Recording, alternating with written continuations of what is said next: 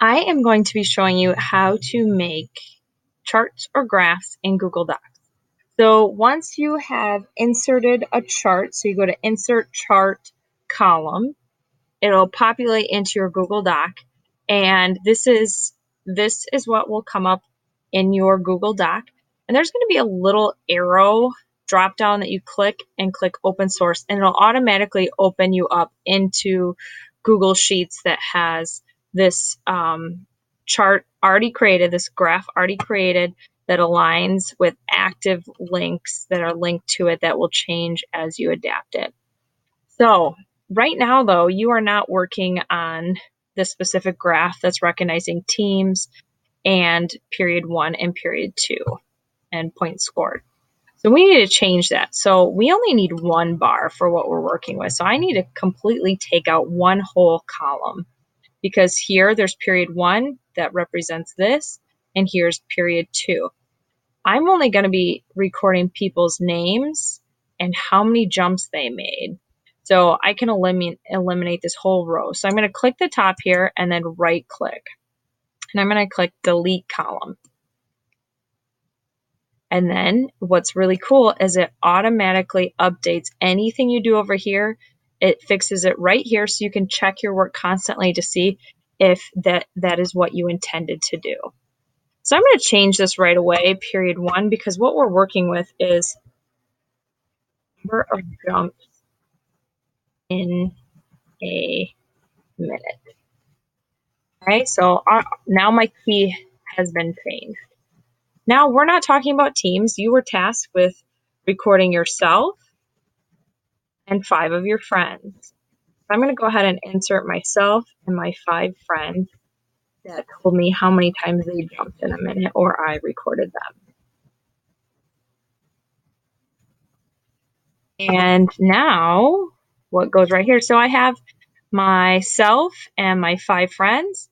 But you can see right here, Haley and Jaime don't have bars yet. Well, that's because they don't have a value for the number of times that they jumped in a minute yet.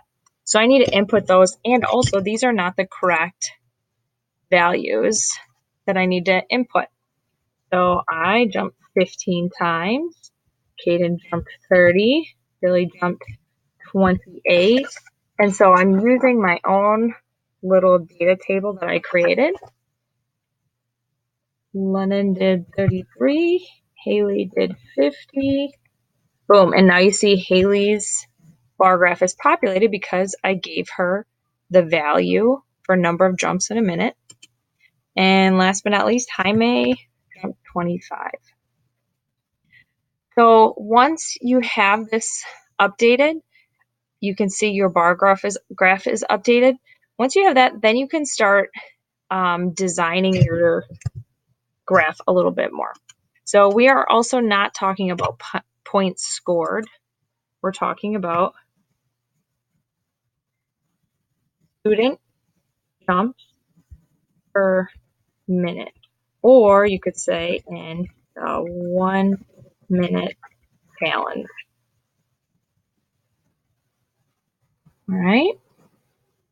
So over here is, I have to move this a little bit. Move me. So over here is how you can kind of add little extra design elements, make sure that these are as bold as you want them. So I always like them to be a little bit bolder. You can make them a little bit bigger, but you got to be careful because the bigger you make the words, the smaller you make your bar graph. So remember that the whole point of this is to relay information quickly and easily to a reader.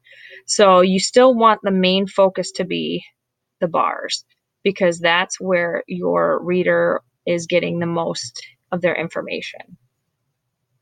I come up here, chart style. Here's a favorite one of students. Well, first I'll go here, and this is, you can see our title. You can edit it in here. I could change the font. I'm not going to change the font size because I like the way it is, but maybe I'll go ahead and, it's already bolded, but italicize it. And here they have the horizontal axis, the vertical axis. So I'm going to go and adjust the vertical one because I want those numbers to pop out a little bit more. They're gray right now. So remember, vertical is up and down, and I also want to fold that. And I think I'll make it just a little bit bigger. There we go.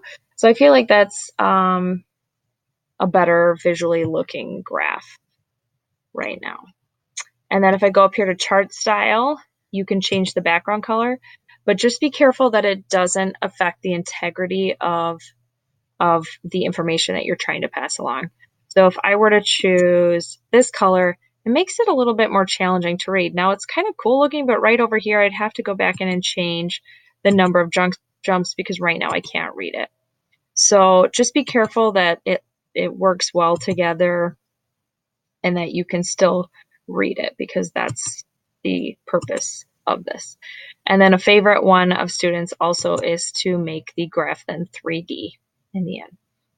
So once you're completed with that, you can go back into your Google Doc and click update, and your graph will be updated, and you can add your 5 questions underneath that.